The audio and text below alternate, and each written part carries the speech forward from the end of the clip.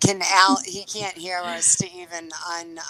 Good evening, everyone. Thank you so much for joining us for another edition of Raising Vibration Radio and Journeys into Consciousness. I'm one of your hosts, Reverend Raven, and joining us in Virginia is our other host, Tammy Lucente.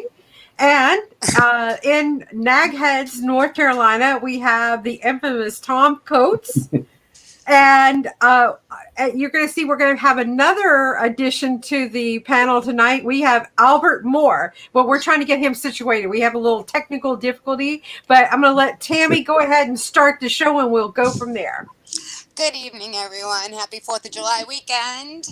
And thank you for joining us for another evening of Raising Vibrations and Journeys into Consciousness. Tonight, we're going to have just a nice, friendly conversation and see where it goes with Tom Coates, Al, Sandy, and myself. And let's just go on into it. Al, what have you been up to lately? Here, I had to unmute. Okay. What have I been up to? Well, I have my projects, my writing projects and design projects. So yeah, the last couple of months have been pretty intensely working on those things and shifting my own self-awareness, advancing my own self-awareness. I understand. So what have you been doing in the past couple of months while you were doing that? Would you mind sharing some of that for our listeners? I mean, maybe they could be aware of things like this showing up. In terms of advancing self-awareness, a lot of past things have come up, but I've got a lot of tools now that I use to shift fairly quickly. And one of those primary tools is that I have over the years developed a relationship with the part of me that I refer to as my soul. And I have written extensively about that relationship. And most prominently in my book, Eyes in the Mirror. And like, for instance, I have been working on this project and struggling a great deal with the technical aspects of it. It's a design project on my computers. And for a long time, I've been struggling with this issue. And one night, as I usually do, I go to sleep and communicate with this entity that I call my soul. And sure enough, this one night I said, I don't know what to do about this. And I woke up in the morning. The way I had been approaching this drawing was slowing my computer down enormously to the point of real aggravation. And so I turned to my soul and asked for a solution. Well, I woke up the next morning, as I often do. I woke up the next morning and had a fabulous idea run through me, and it has made the drawing process on the computer with this program that I use so much easier. Excellent. Yay! So I can rely upon that communication with that part of myself that answers me intuitively and through ideas and auditory recommendations or whatever. And it is a real help in terms of problem solving. Exactly. It makes me think of what is it? The Vesica Pisces. Remember? Vesica Pisces. Yeah, that we would do in the class. Makes me think of that being a really powerful tool, also. Well, Tammy, you need to orient the audience to the fact that Al teaches classes in what is referred to as I need to self-mastery. orient them. So I've had the privilege of attending a few of Al's classes, and they've been very, very helpful. And recently in the past year, ever since last summer, I think that's when we worked with that, I've been able to use those visualizations. You want to describe it?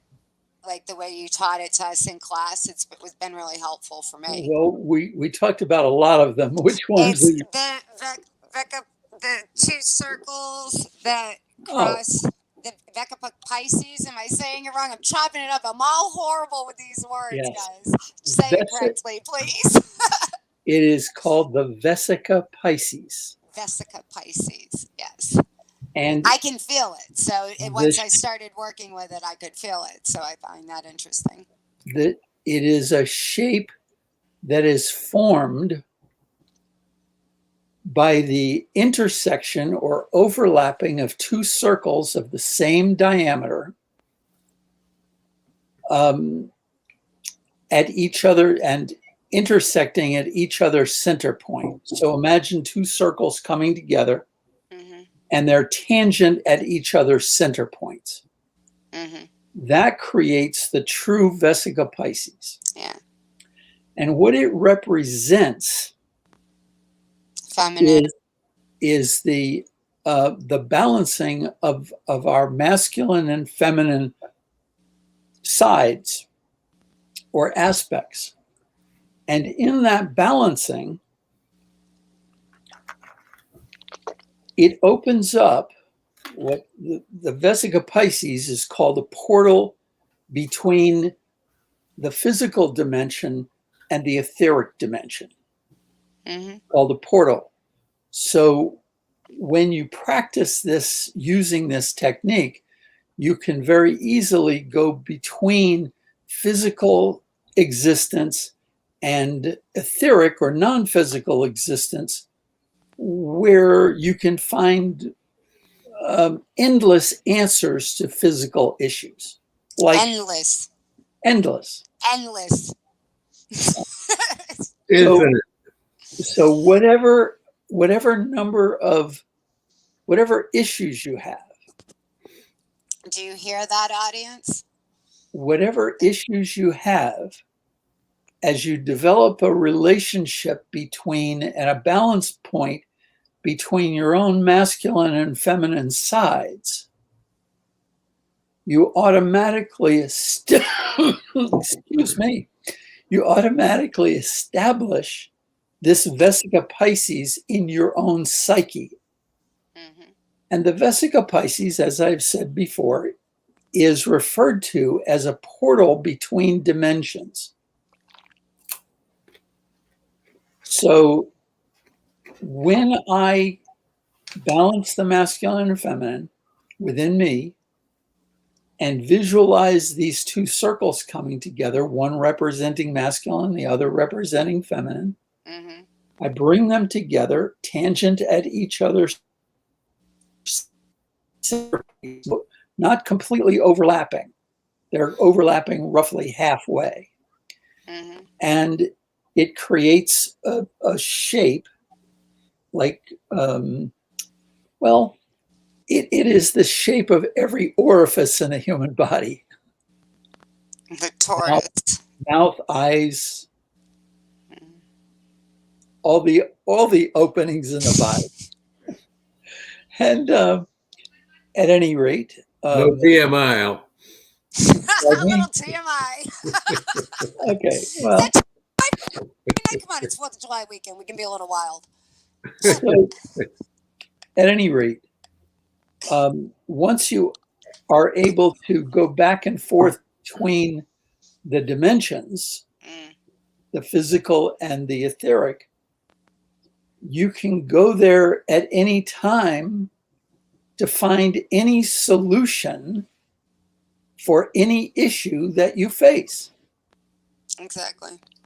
So it's I've amazing. been using that practice for about 30 years. It's very powerful. I started visually doing it with you. I just would visually picture that a lot, and it definitely does wonders for you. All sorts of things, amongst other things. So we're on book number 2. We're doing classes. You're doing Zoom classes right now, right? Are you doing beginner and advanced? I'm doing an advanced right now, and I will start a beginning one in September again. In September, excellent.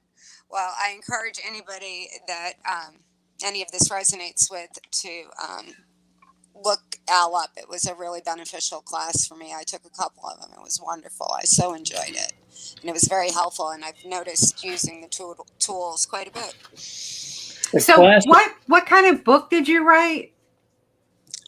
The first book that I wrote was called Eyes in the Mirror.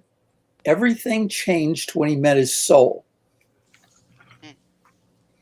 It is available on the book's website.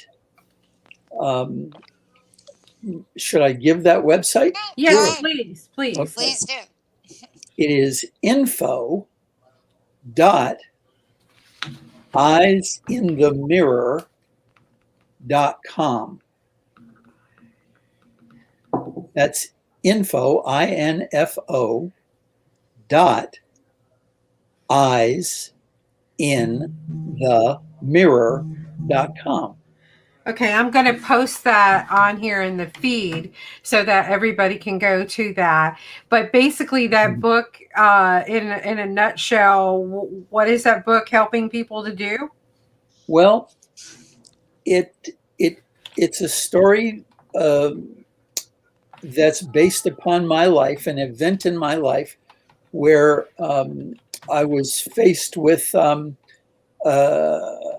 unpleasant decision to make.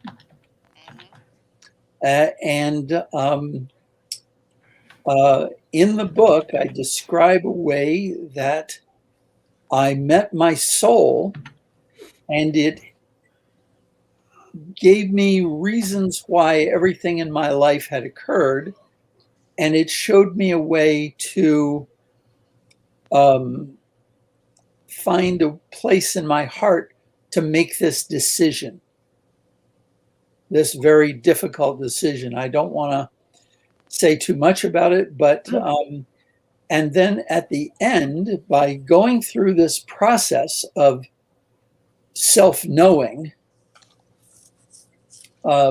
through this conversation with my soul, I got to visit what you might call New Earth, and I got a tour of a city on New Earth. And when the character, or I, came back from that visit, I had the answer to the challenging situation. Wow. And I got to see the future. The future of human beings on planet Earth. Tell me about that, Al. What did it look like?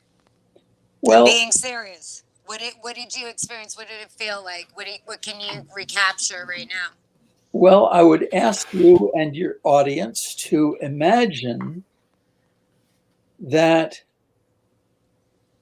you have reached, and everyone you know has reached, a sense of union or recognition of their oneness with everything, a visceral recognition of that oneness with everything. So that in that recognition, you have,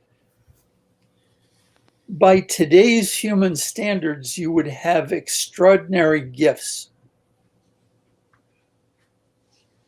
Wouldn't you agree that if you could even recognize that, your experience of this life would be much different? Tammy, if I may, your voice is kind of coming in and out. Not very. Can you hear me now? That's better. Yeah. Yeah. Sorry, I heard you, but it was dim.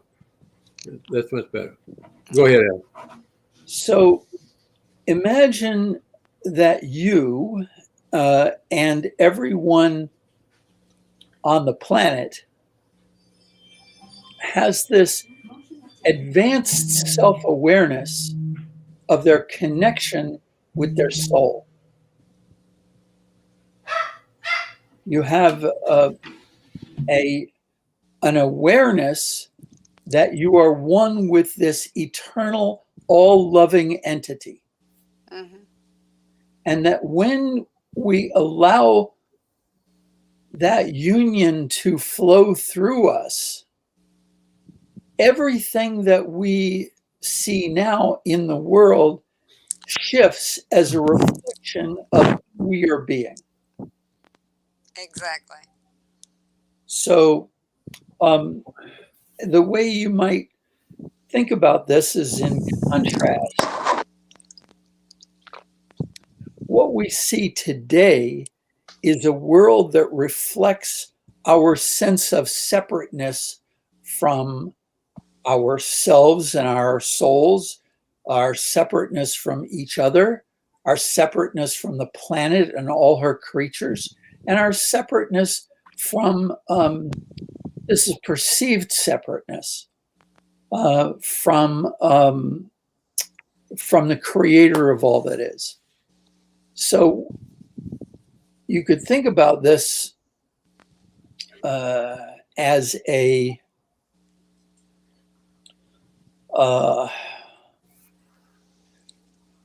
the question I ask myself, well, what happens when people remember that oneness with everything?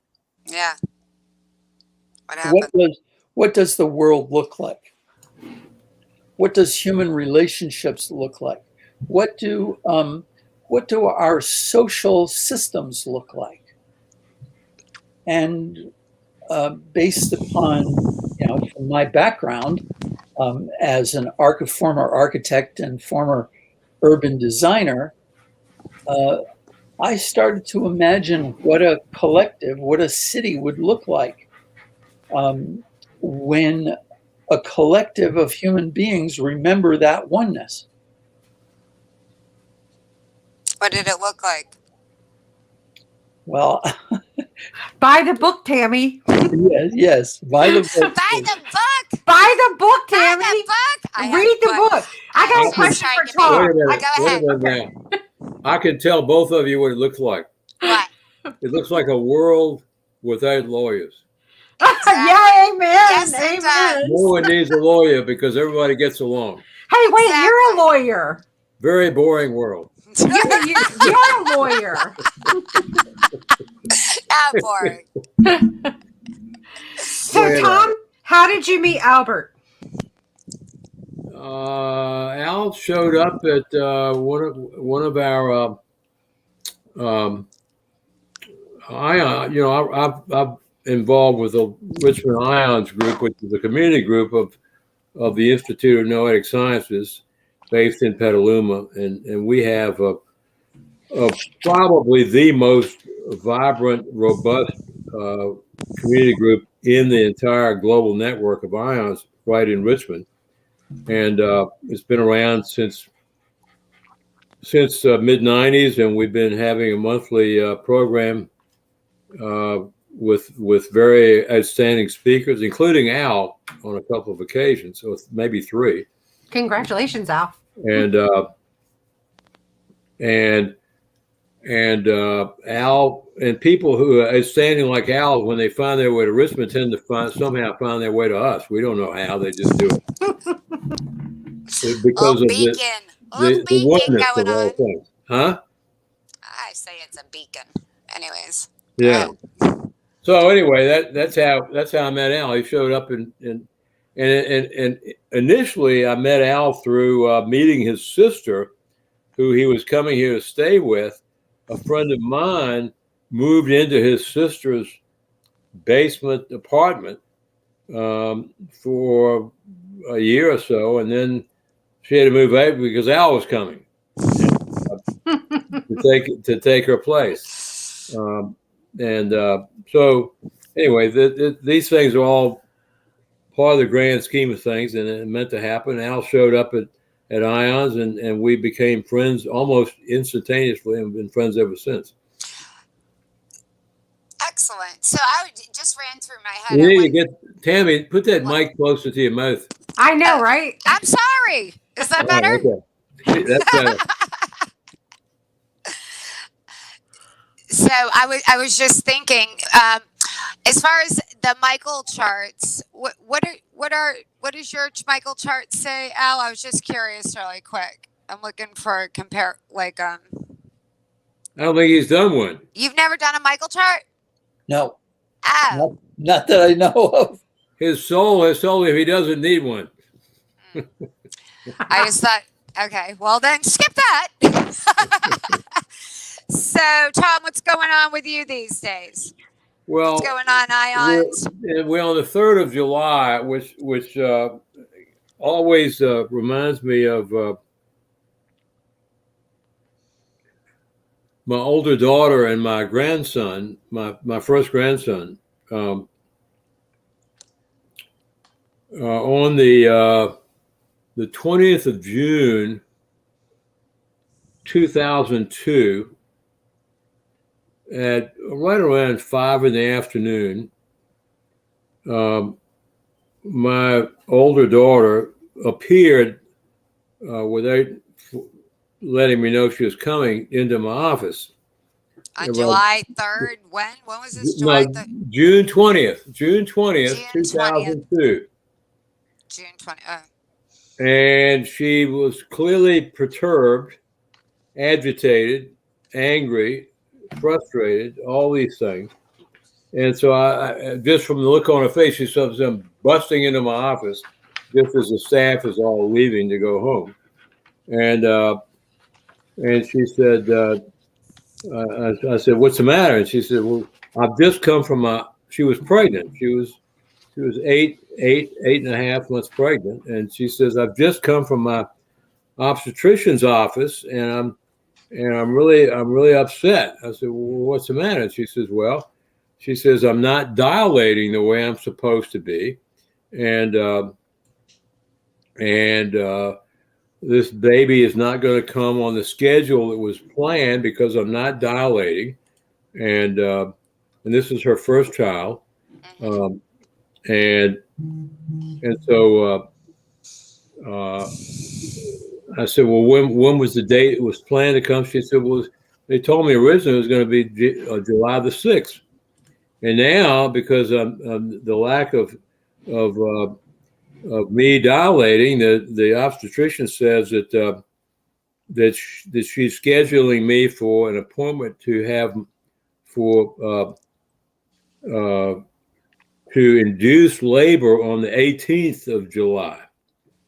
Which is a Pitocin drip. Most women who've had children ever had any labor issues are familiar with that.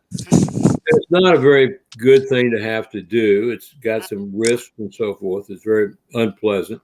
And it forces labor, yeah. But yeah, forcing labor, and with a fair amount of risk for both the mother and child, and so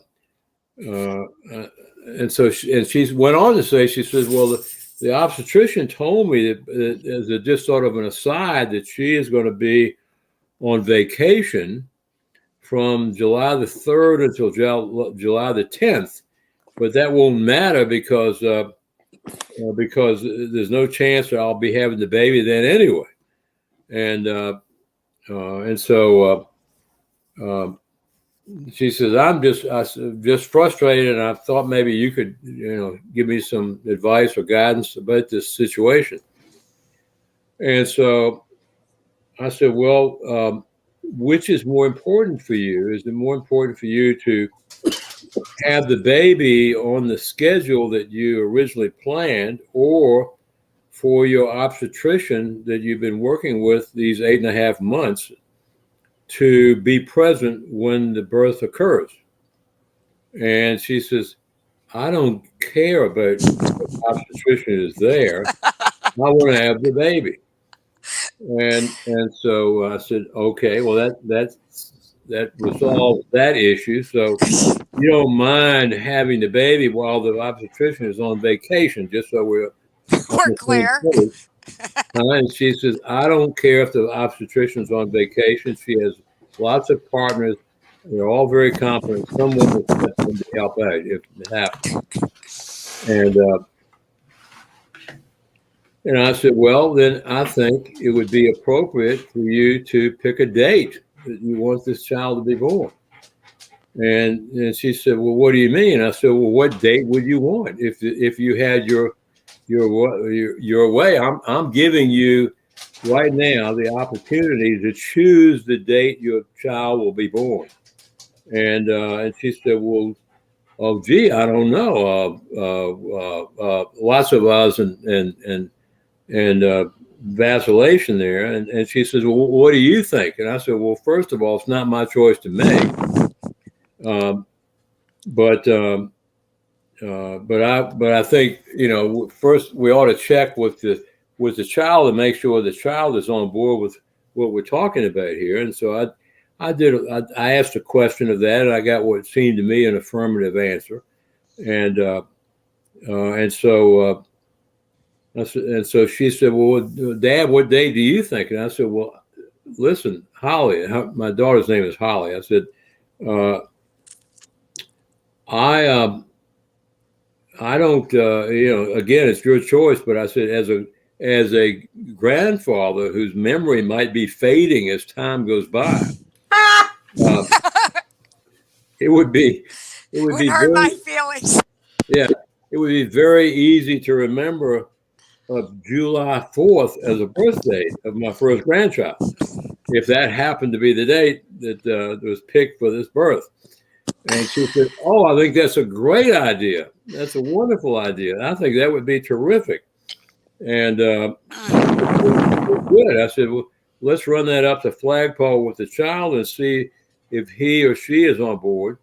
And I say he or she because Holly had refused to do ultrasound or to determine the sex of her child. I had gotten from my own guidance that the child was to be a boy, but I had not shared that. So we had to, we were just dealing with he or she, and so we got a positive from the child's standpoint of July 4th as a good date, and so I said, great. Well, it looks like that's it. And she says, well, what do we do now? And I said, well, it's done. That's all it is. You make that choice. The child's already made that choice. And I said, if you want to cement the thing, we can put our hands together and bring our energies all together, including you, me, and your child, and bless that event as if it had already happened. Knowing it has in the context of creation, it's already there. It just has to be out. And so we did that. We put our hands on the desk and threw them up.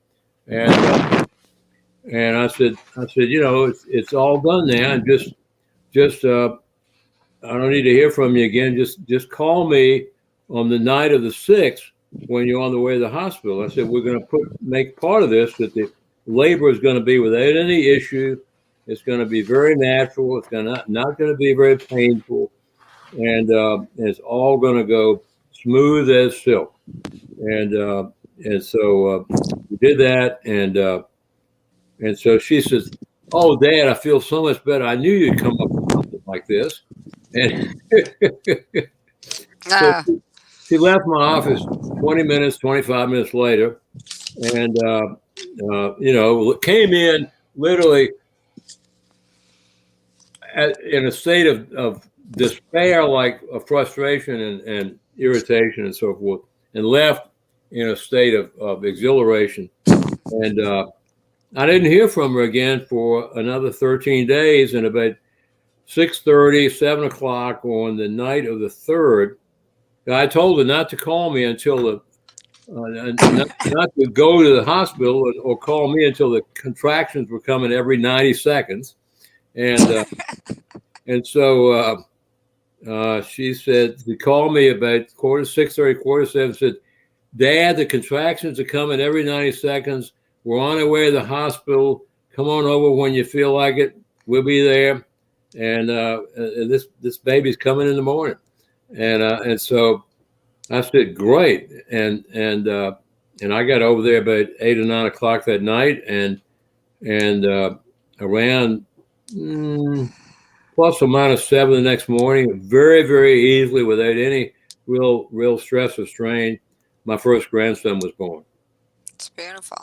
Yeah. So how excited was she with her 4th of July baby? Yeah. That's just fun. How interesting. Yeah. Yep. Happy 4th. And so how old is he now? When was that? He turns 19 tomorrow. 19 tomorrow, right. yeah. Right. He'll be starting college in another 6 weeks. Excellent. Right. Excellent. That's beautiful. I love that story. Well, it's just an example. Of how when we, picking up on Al's points, it's an example of how when we realize the unity of all that is with us as part of all that is, we can engage that in ways that serve our greater good and the greater good of creation as a whole. And this is just one small example of it. All the Esther Hicks and channeling of Abraham is all about manifesting, your reality, but you have to be engaged with it and realizing that it is all one, and that what you want wants you, and all that we're part of a large, seamless network of energy. And that's what makes all that work. I would like to add. I'd like to add that there's a principle that we start off with in self-mastery, and that is that energy follows thought, and thought follows energy. Mm-hmm. And once you understand that principle and how to shift your thinking to being inclusive and unified, rather than feeling and thinking separate, thinking that you're separate, then not only does your life shift, but your perceptions of everybody shifts, and the way people respond to one another shifts as a result of our experience of that union. Right. I got a quote for you guys, and I want to see if you guys can tell me who said this, okay? Okay. Okay, so opinion is really the lowest form of human knowledge. It requires no accountability, no understanding. The highest form of knowledge is empathy, for it requires to suspend our egos and live in another's world. It requires profound purpose larger than the self-kind of understanding. Any hits? Was that Abraham? Abraham? No, actually not. It was Plato. Well, Plato. Okay. Yeah. Isn't that interesting? Back then, too. Way back when. Well, Plato was fairly advanced for his age. I gotcha. So on point. Well, I just came across it like it was synergy. It came across me. I was like, oh, I got to share this with everybody because it's kind of like. No, it's perfectly in tune. Plato? That's from Plato? Yes. And the physical. Yeah. Yes. Was it Plato or Socrates? Or was it Plato quoting Socrates? No, it was Plato's own quote. Huh. I love Socrates. Don't get me wrong. I'm a big fanatic of the Socratic method. You know what I mean? Mm-hmm. I'm really all about that. But I really was like, wow. It's very interesting to go back in time and look at the people before us and to see how they wanted us all come together as one too. Correctly? You know, you can just see it all through the times. It's awesome. And we're still going towards that direction. Plato, the Greek philosophical tradition began with Pythagoras, and Pythagoras had like Jesus, had a period of training in India for about 15 years or more, and back in around 600 AD. Pythagoras was a contemporary in terms of time of both Siddhartha, otherwise known as Buddha, and also Lao Tzu in China, and Pythagoras went to India and was taught by Brahmins there, and in the Himalayas, and came back and brought with him a combination of geometry and philosophy, which He brought it back from where? From India. From India. It all came from India. It was not a Greek invention at all. It was, the Greeks certainly added flavor to it and added innovation to it, and popularized it in ways that the Indians did not. The Indians saw it as something for the elite class they call the Brahmins, and otherwise it was generally unknown. But the Greeks brought it back and made it something that was known across the board, at least available across the board.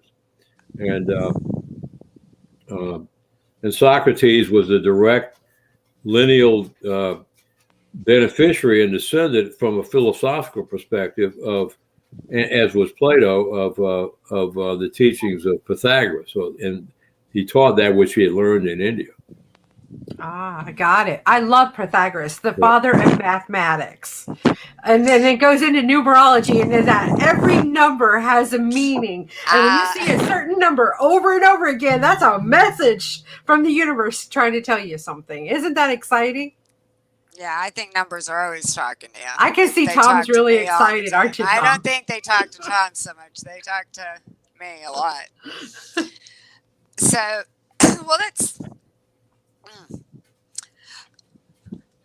very interesting. So, more history, Tom. I'm liking the history. Bring it. Well, I don't know. I didn't study up to give a history lecture. You didn't really, because you're so good at it. I was just liking it tonight. Maybe I'm feeling very lazy. I'm feeling a little worn out myself. Yeah. A little rode hard and put away wet this weekend. Right. So it is interesting, though, that there has been a continuum of humanity over an extended period of time. And if you take it from the Greeks, who picked up on this 2,600 years ago, approximately, and you carry it back from them to those in India, the Brahmins in India, who had had it for some time, unknown periods of time before that, at least 1,000 or maybe more than many thousands of years before that. The stuff we're talking about today and tonight, and the stuff that all four of us on this broadcast would like to share with everyone on planet Earth to expand the consciousness of all of humanity, is knowledge that in large part has been around for many, many thousands of years. There's nothing new about it. It is only in the shift from India to Greece, there was a expansion of the people to whom it became available. Even that was limited because of the Greek limitations on the idea of citizenship and so forth. But today it's available to everyone with the internet and the breaking down and the dissolving of barriers between people of all cultures, classes, and so forth. Oscar, no. Excuse me, I have to get my dog. He's trying to eat some crackers on the coffee table. I'll be back. Well, Albert, so you just finished up a second book, or are you still working on that book? Oh, I'm still working on it.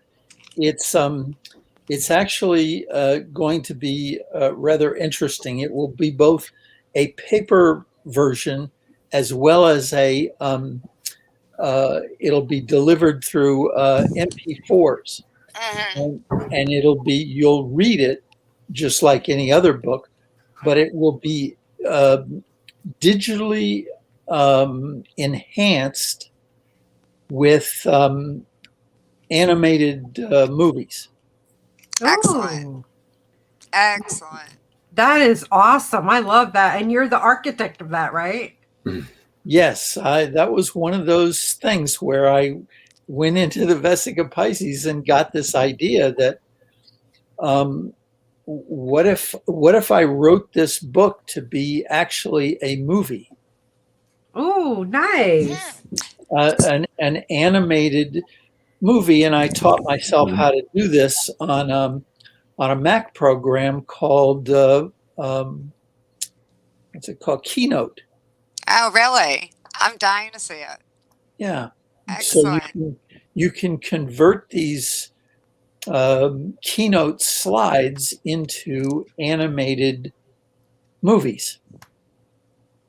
Wow. Wow. That is really neat. So it will be a self-study program on self-mastery. Wow. And when is that due to come out? When is that due to come out? I have no No idea. idea.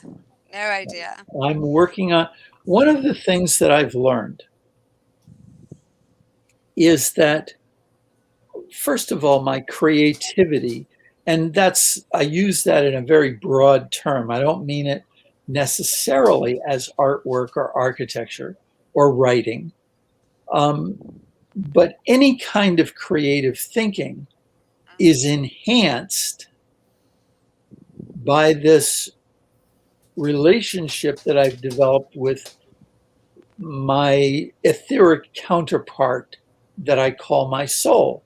So when I open up that communication, one day I did that and got this inspiration that I could write this book as an animated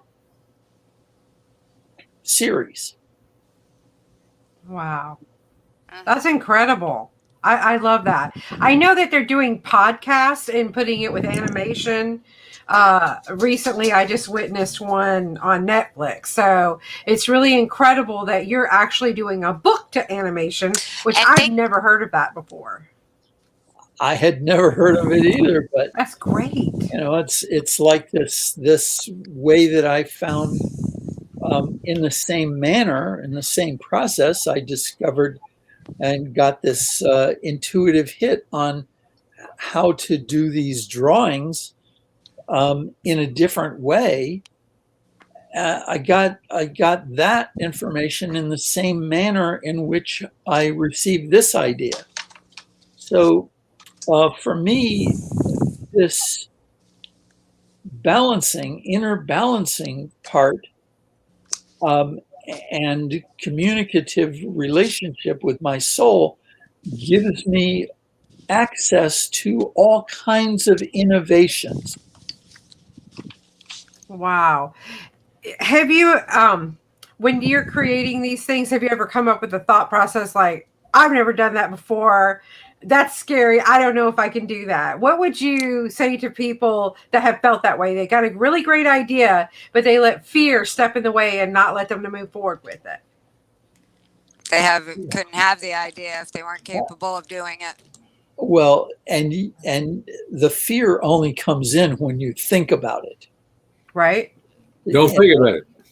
And so, yeah, that's the point, Tom, is don't think about it. And the other point is that I remember something I read many years ago, which was feel the fear and do it anyway.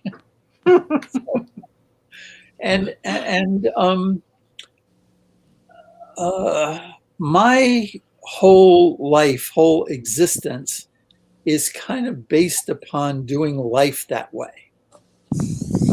And the most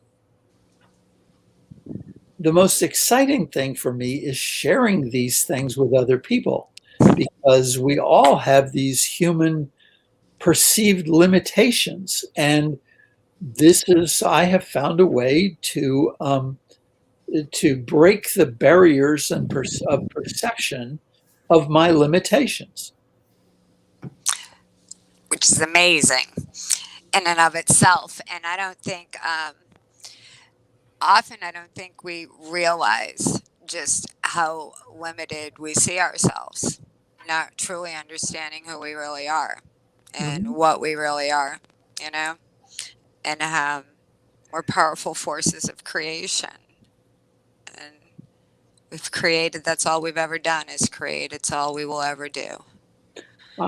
I believe that this is how Einstein and Socrates and I believe that this is pretty much the way, whether they did it in the same way that I did or do, who knows? But the point is that when you open yourself up to a relationship between physical and non-physical aspects of yourself, these are the kinds of things that you can do. So I would just ask people to think about, what are you capable of? Perhaps you don't even know what you're capable of doing when you develop this relationship. I mean, I've always been involved in a creative process, having been an architect for 40 years. But this process has opened me up to creating in a much broader sense of it. So you could apply this to relationships, for instance. And just imagine being in whatever the relationship is, romantic or business or otherwise. Imagine what could happen if the two or more people were engaged in this kind of conscious interconnection. We could be doing incredible things. I get that. As individuals and as a human society. Mm-hmm. Well, I'd like to think this is part of our efforts right here to bring attention and energy to that. I have so much energy running through my heart tonight, guys. Yeah. A lot. It's a lot. Thank you. It's a good night. Happy 4th of July. Well, all this points up the fact that that which we see at the physical level of manifestation, we look at our hands, we look at the mirror and see our face, we see our bodies, whether they're physically impressive or not impressive, and more of us are not as impressive as we would like from a physical presentation standpoint. That which we are able to see that way, or feel, or touch, or smell, or whatever else, is literally like one grain of sand on an infinite beach of the infinite capacity of who we truly are, even at the individual level. Yeah. And so it's even before we start connecting with all others and all other things and all that is and so forth and so on. The idea of the tip of the iceberg being above the water and that being 2 to 5%, and the rest of the 90 to 95 to 97% is below the water, doesn't even begin to describe the level of smallness that what we and our physical embodiment are, even in our individuated consciousness, in comparison with what the totality of what each of us represents. Yeah. And that's why Al being able to tap into what he identifies as his soul, what we could be called by other names, but that is a concept that is an evolutionary concept for humanity. And it is one that we are culturally dumbed down against at this point in our development because of science and so forth having displaced the idea that there's anything beyond the physical. But those of us who have had non-physical experiences simply know that's not the limitation is artificial. It's not real. And that's why the work that Al does, the work that all four of us on this broadcast are undertaking to do to awaken humanity to its grandeur, if you will, is so important, because if we do that, many of the things that bedevil us from day to day and cause our economies to fail, cause wars, cause all sorts of terrible things to happen in human lives and in the lives of all the other beings on Earth, don't need to happen if our consciousness was commensurate with the reality that some of us know is there. It would not be that way, and we know that. Absolutely. Well, I got a question. What's that? For some of our listeners that are listening in and they're new to all this stuff, and we talk about the soul, the consciousness, all that. How does one really tap into that soul energy or that entity that we're talking about, that for our creativeness and growing as a collective? How did you guys discover that, or how do people begin doing that for themselves? Well, you can put your tongue on the top of your palate for starters, and you can focus in, take all of your attention and focus it in between your eyebrows. Bring it into your heart. Don't think about it. You got to let thoughts fall away. I just keep going into my heart, and then I push out and I make a circle, and I get that circle going. And then through my third eye and through my crown chakra, I pull in light from as high above me, my absolute highest aspect of myself. I call it in. You have that with your tongue on the roof of your palate, and you can feel yourself connect. And when you do, I see a straight white light, and I bring it in through my body. And that Vesica Pisces thing that Al talks about, I can feel and experience that happening in my body. And you just align, and you just connect. That's how I connect. It's making me share that with you guys. But at any time, if you have the awareness to just stop, Tammy, breathe. Yes. Mike, closer to Meg. Okay. Can you hear me? Yeah. Perfect. Okay. So at any time, if you have the ability within your being to just stop and breathe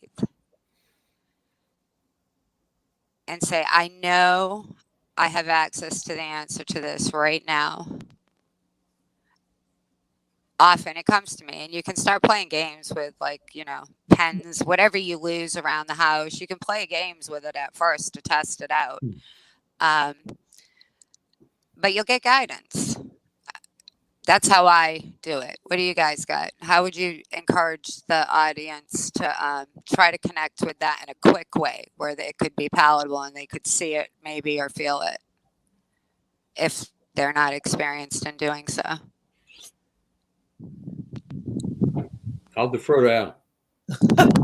I was going to defer to you. At any rate,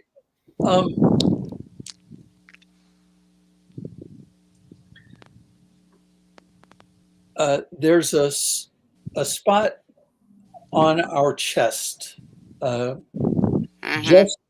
just below the rib cage, where Mm-hmm. it's called the xiphoid process. Mm-hmm. Yeah, I'll stand up. Thank you, Tammy. Show the audience where that is. It's a little lower. Right here. It's where the rib cage meets. Mm-hmm. Right here. The rib cage, where the sides of the rib cage come together. That's called the xiphoid process. Mm-hmm. And I put my fingertips on that location. Mm-hmm. That location is something that I learned that is called the seed of the soul. Mm-hmm.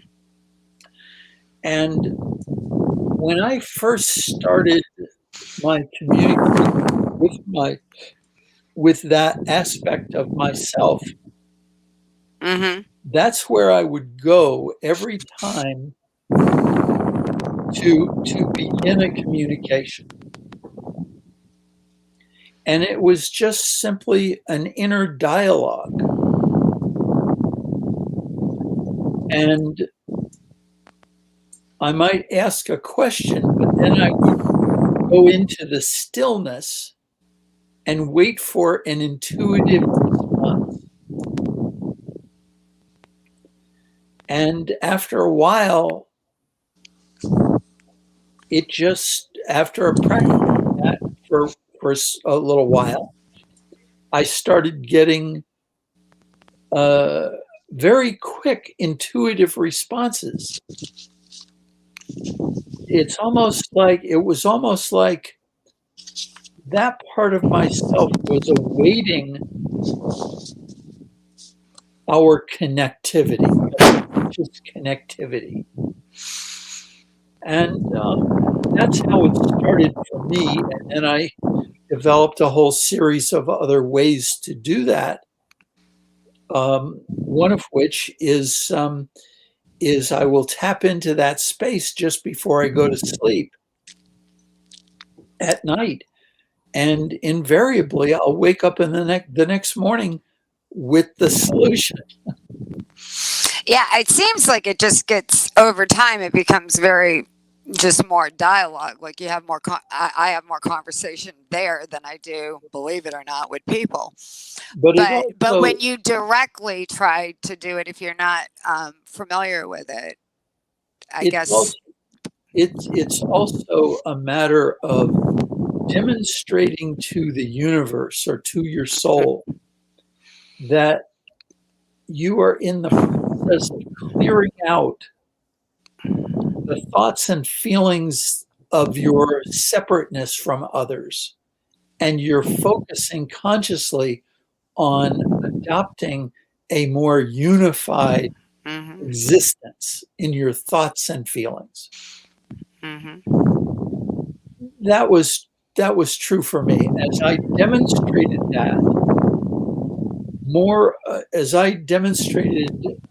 that effort on my conscious part of me, in my thoughts and feelings, it elicited more intuitive feedback, Mm-hmm. intuitive guidance. Yeah. And today it's like, imagine developing that relationship where you don't have to think about it anymore, but that guidance is always there for you. It's just there. Well, that's a lovely place to be, and I invite humanity to join the ride. But getting there, I think, and even having a desire or recognizing that, I don't know that everybody has a desire to experience that. I know I do, and I know it seems a lot do, and it feels very much as though we are creating. Yeah. What you got there, Tom? I know you're talking. What do you got? What does See that that? say? I Can you can't see see that what on the it's. phone? I can Yeah. see a red guy. What's it say? Well, what it is, on my phone. It's the same picture that's behind Al on Uh his huh. screen. And What this is is it? it's a wonderful painting by a woman named Susan Seddon Boulay, who was a San Francisco artist. She's now deceased, unfortunately. Um, and uh, the paintings she did were about shamanic. This one is called Shaman. It's the cover painting for a book of hers of paintings by her of that name, Mm-hmm. um, and it's about expansion of consciousness and so forth, and what we're generally talking about tonight. In the breathing thing, I was thinking as you and Al were talking, breathing is important. Obviously, the body does it for us, even if we don't think about it. And when it doesn't do it, we don't last much longer. But it is when we focus on things like that. I had the privilege of back in the '80s getting involved in the rebirthing movement, which was started by a guy named Leonard Orr in California, even though he ended up coming to Virginia and passed away about 2 years ago. Leonard Orr was promoting the idea of physical immortality. He didn't quite make it, but he nevertheless had some pretty good ideas. And he started what was called the rebirthing movement. The And the rebirthing. rebirthing was what it was called, and What is? it was about breathing. It was about breathing Oh. exercises and using Mm-hmm. breathing, conscious breathing as a form of meditation to expand one's consciousness and to transcend the limitations that we normally that are programmed into us by our culture, our society, our church, our everything around us, and so this you were talking, Tammy, about doing this breathing stuff, and this is of great importance, and it's something that people very seldom think about. Yoga is another tool. Now, a lot Mm-hmm. of people do yoga and think of it only as some sort of a little exercise program, but yoga at its deepest levels is a very, very profound philosophical way of expanding one's consciousness about all of reality. And so all these things that seem so sort of simple and fundamental are ways of following Al's guidance of energy follows thought. These are things we do without thinking. If we think about them and examine them for what they truly are, they open all sorts of doorways of experience and perception and so forth that are not that by and large human beings on Earth are not opening, and they would be benefited by doing so, by expanding themselves. Al, you got something? Well, it's interesting that you bring up breath, because breath is really one of the three basic creative elements. Mm-hmm. Those, as I understand it, are light, sound, and breath. And the human equivalent to light, sound, and breath is thoughts, feelings, and actions. Mm-hmm. Right. And breath is equivalent to the action part of things. Exactly. And it engages us. It's our acceptance and engagement with physical expression is what exactly. it is. And those are the three universal creative elements. And when we learn how to consciously direct our thoughts, feelings, and actions, or the light, sound, and breath, We become the conscious creators of our existence, our physical existence. And by becoming that creator, that conscious creator, we are, in a sense, aligned with the universe. Well, that's exactly right, because exactly, in a sense. we are, we're like the infantry. We're the foot soldiers of creation.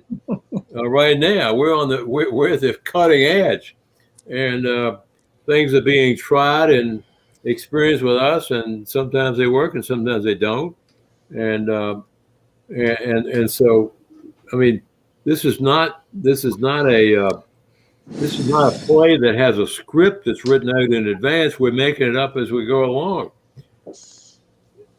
But we are creating it. And make no mistakes about that.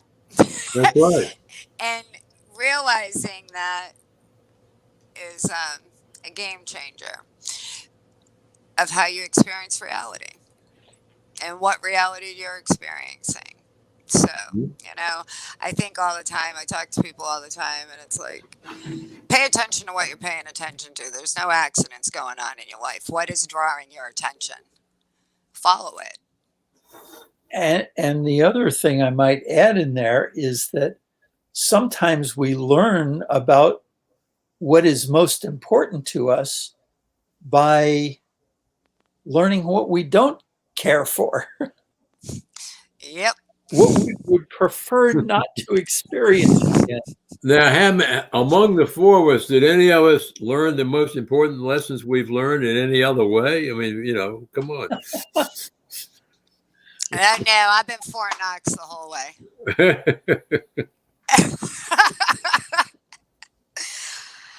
But it's interesting, it's really interesting to think all the different facets. What we have that needs to be released, if you will, is an overlay of programming that teaches us in the opposite directions of what we've been talking about tonight. Mm-hmm. Teaches us that we're limited. Teaches us that what we cannot do rather than what we can do. That any lack exists. Excuse me? That any lack exists. It teaches us that there's lack and there's not lack. Exactly. There's nothing to be afraid of. And I know it seems terrifying when you don't understand that. Right. Or out of the norm in some way. Yeah.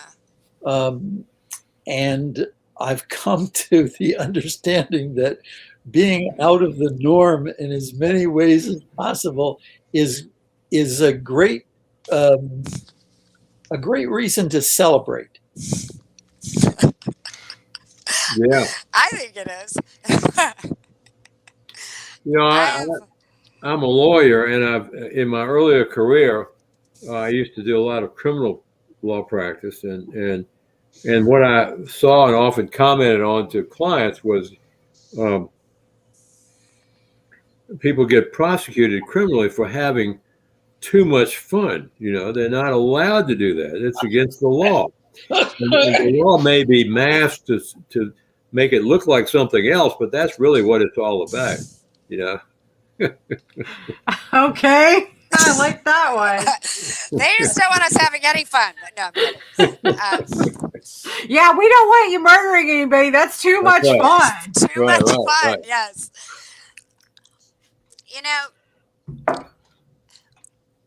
When you really have these moments of realizations that you really are a part of everything. I'd like to ask Tom a question. Go ahead. If he's ever used karma as a reason for defending a criminal. I love that one. I've never presented that as a legal defense. It was karmically inspired. That's funny. No, but I will say this: one time about 35 years ago, I was representing a transvestite hooker in a case. And today he would be called something else. I'm not sure what it would be, but he would be some sort of multi-gender person and so forth. It's way beyond my ability to even understand, although I accept it as real. But in those days, he was just Bob on the one hand and Diane on the other hand, and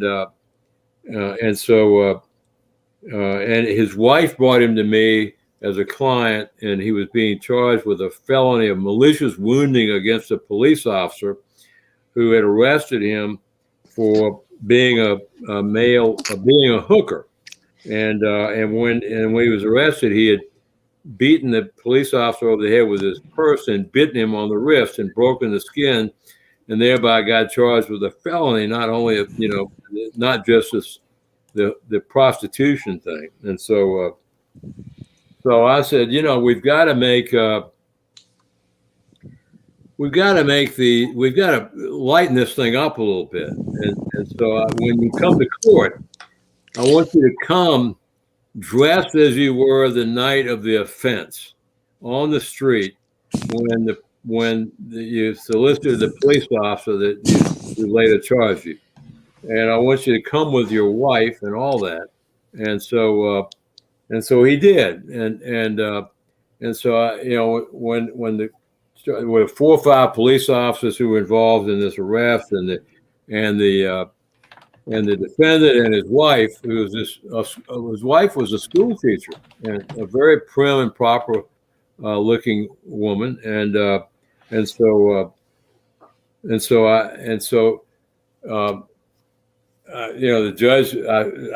judge read the charge, and I said, Mr. So-and-so pleads not guilty. And the judge says, well, where is Mr. So-and-so? I don't see him. And I said, oh, he's right here, Your Honor. And this is his wife next to him. So the judge started laughing at that moment and could not stop. That's hilarious. 30 minutes of evidence of all the biting and the hitting over the head and the biting of the wrist and so forth. And when it was all said and done, the judge said, I cannot send this case to the grand jury. I'm not going to do it. Just won't do it. Not guilty by reason of comedy. Well, not guilty by reason of comedy. I love that. I'm looking on it now, and I looked on it then, in a sense, of the interconnectivity of all things. Yeah. Really, seriously. I mean, we brought out that both the foible and the humanity of everybody involved here in the case, and the judge saw that and said, this is it's got its elements, but it is a comedy. It's a divine comedy, and I'm not going to allow it to be a criminal offense. Just not going to allow it. Period. So everybody, the client walked away with a misdemeanor conviction and no jail time. Excellent. Yeah. Good job, Tom. He and his wife were both very happy. I'm sure. And it was a question of, it was a case of the universe, got its way in terms of it was, to my way of thinking, it was an exercise in recognizing unity in the very same way you talk about it, metaphysically, except it was down at the street level of things. Yeah, if you will, the real level. I'm interested in that. What happened with the policeman? What did he feel about it? Well, he survived the experience. He'd already had his tetanus booster, and he was fine,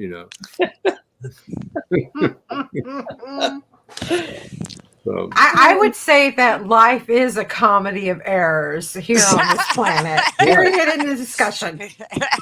The statement that has me laugh every day is to remember that God is really a comedian playing in front of an audience who forgot how to laugh. No question. Absolutely right. I mean, that keeps me laughing at stuff at the the comedy of human existence. Yeah. And all of the silly things we do. Very. Yeah, Yes, we do. And we need to realize that what we are involved in here, both at the level of this show and at the level of our lives apart from this show, or nothing, not apart from it, but outside of the show, involves bringing that reality to the consciousness of those around us. Mm-hmm. That those things that people take so seriously, and you know, we have been both at the human level and at the level of perhaps visitors from other places that enjoy seeing us screw up. We take ourselves way more seriously than we need to, and we are programmed to do so. By our religious institutions, by our scholastic institutions, by our political institutions, by virtually everything. Parental institutions? Huh? Parental institutions? Parental institutions, yeah, exactly. All of it, every aspect of it. And I mean, look at that. Just healthcare is another area. I mean, we've created all sorts of institutional things and norms that are not even remotely sustainable as a way of advancing humanity or human consciousness, and they're all based on totally wrong ideas in terms of things like fear of death and all that. I mean, if you Al, as having been in touch with your soul, know, as only one who has had that kind of connection can know, that you, Al Moore, in this lifetime are merely a transitory physical expression of your soul's creative inspiration. That's all. Well said. The soul That was really well said. Infinitely creating, and you are one of its many facets. You know, like the gleam of a diamond, and so if people were aware of that and were aware of the fact that their beingness never ends, they don't need to be afraid of anything at all. So therein, imagine what a world and what your life would be like if you weren't afraid of anything. Sounds illegal. Well, if that's the case, then, well, I bring up that brings to mind a statement by my one of my heroes, Buckminster Fuller. Mr. Dome. Yes, who once said, and I actually heard him say this, was at a lecture of his in 1967 or 8, where he said, "Don't bother wasting your energy fighting a system.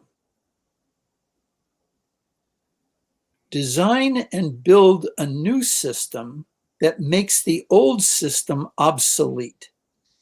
Mm-hmm. And that's when I heard that, I realized, well, yeah, well, why am I going to these protests? I'm depleting my energy where I could be spending my thoughts and feelings and actions coming up with a new world, which I eventually did. That's what we're all doing here tonight. Or consciously, energetically creating a new world for yourself day by day, combining with other people that day by day. Closer to the mouse, Tammy. I'm sorry, guys. I got lost. No, well, you were right. I wanted to make sure everybody could hear you. I just lost what I said. Sorry. Anyways, but exactly. I mean, I would like to think that we continue to group together and grow exponentially, changing our realities day by day by consciously living in the highest level of integrity to everything that we know. That's what it feels like to me. And it really does shift things. I love what you're saying, and the way I might state it, at least for myself, and that is that instead of I'm not using the term growth anymore.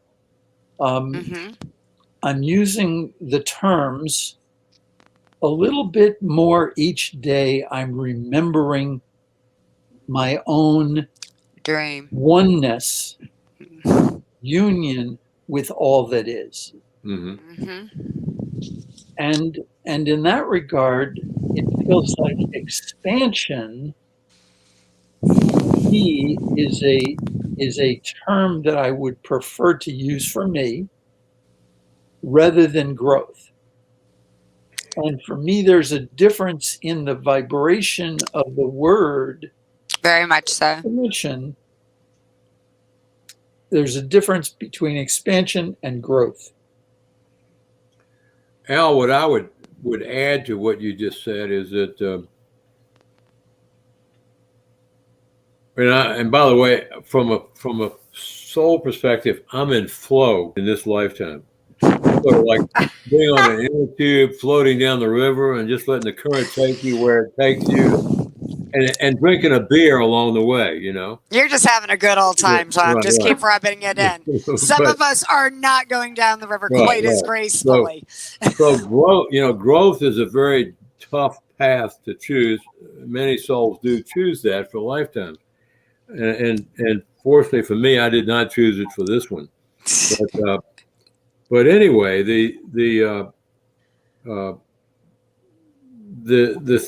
thing you described, what I would add to it is that we are, as I said earlier in this discussion, we truly are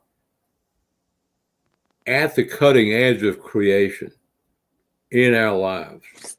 Our lives, whether we have growth experience or we're just even in flow, we are creating as we experience. Everything we do is adding to the collective that is all that is. And we are at the cutting edge of it. And it's said by some soul groups, Michael's one, there are many others, that the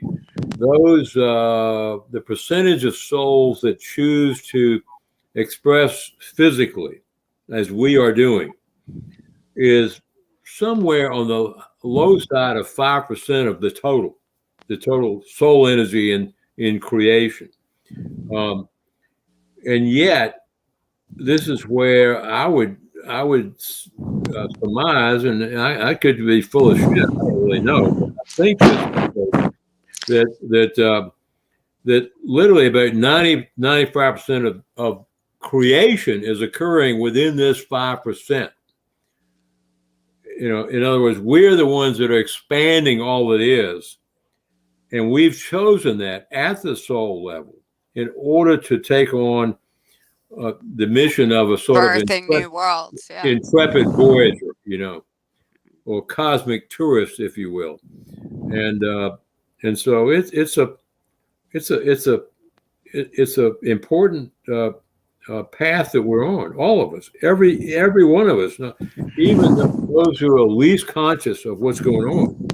They've all taken it on at the soul level. Yeah. Sandy, what you thinking about there this evening?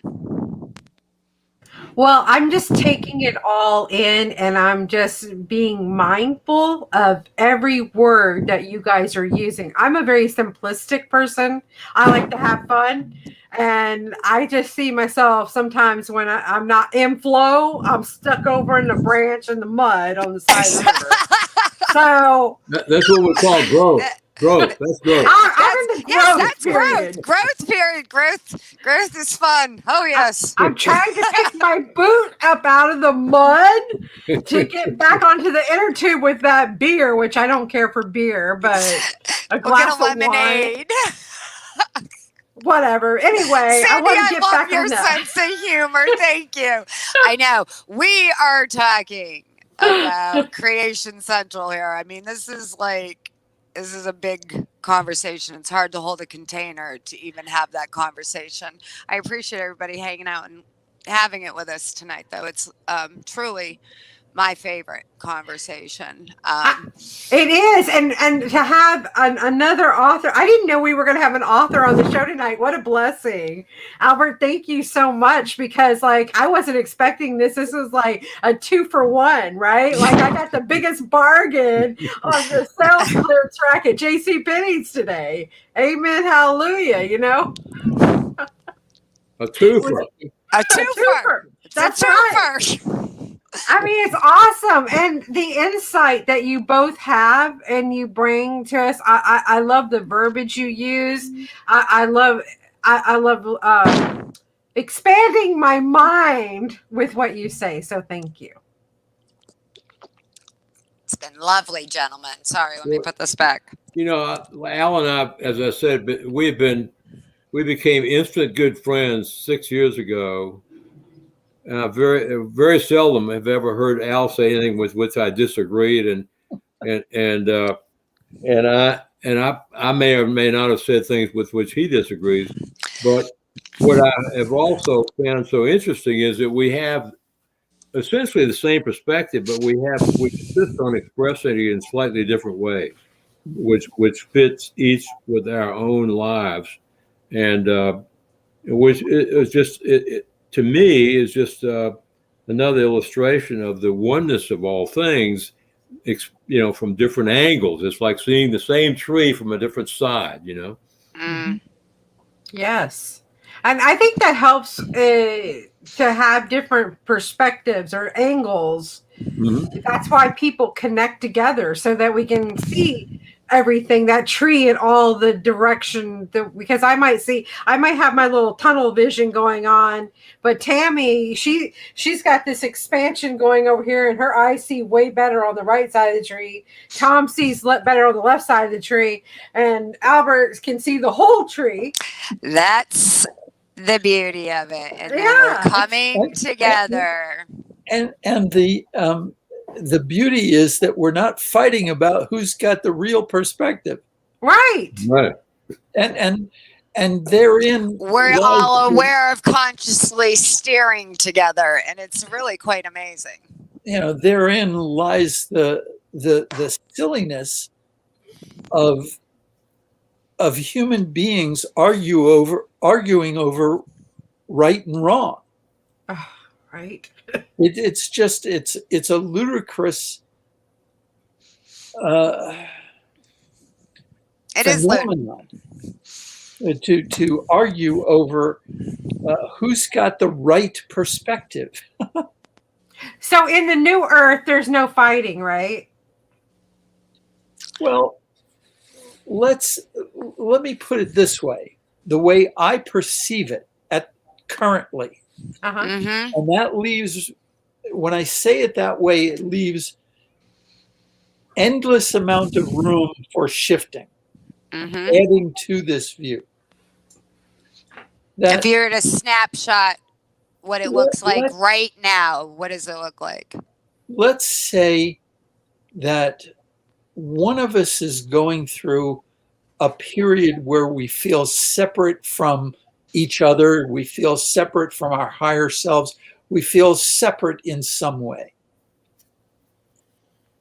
In a masterful way, we would also have the inner skills to realize what we were doing and making self-adjustments to return to a unified condition. in let's say a criminal situation, or what we might consider to be a violation of one's space or being or whatever, instead of criminality, what if the people were brought together and there were facilitators of remembering union, so that both of the people involved in a separating experience were brought back into the memory of their union, and that they perhaps had the experience of separation to take them to a higher level of understanding of their remembrance of union. So that they realized at the soul level they were merely acting out roles in a sort of a play in order to teach each other. Exactly. Right. To further expand. Yeah. Right. That's all we ever do. I feel like I'm in the Lion King tonight. Mufasa says, remember who you are. That's right. All right. Well, we've gone over our time by a minute and a half. I want to thank everyone for Sandy, is that listening. against the law to do that? Is it? No. Okay, good. I feel much better. Don't disconnect when we get done, guys. Yeah, don't disconnect. But we're going to end the show right here, everyone. Thank you so much for joining Raising Vibrations and Journeys into Consciousness. I'm your host, Reverend Raven. I want to thank Albert Moore and Tom Coates for being such exceptional guests this evening and sharing their insights and enlightenment. All is our, I don't know, like our human consciousness going forth. So thank you guys. I really appreciate it. Thank you for having us. Thanks very much. And Tammy, thank you for being an excellent, beautiful host on camera. You're just lovely, my dear. Mwah. All right, we're going to end that show. I love you all. Happy 4th of July. Happy 4th of July. Till next week. Bye-bye. Good night, everyone. Bye-bye. Bye.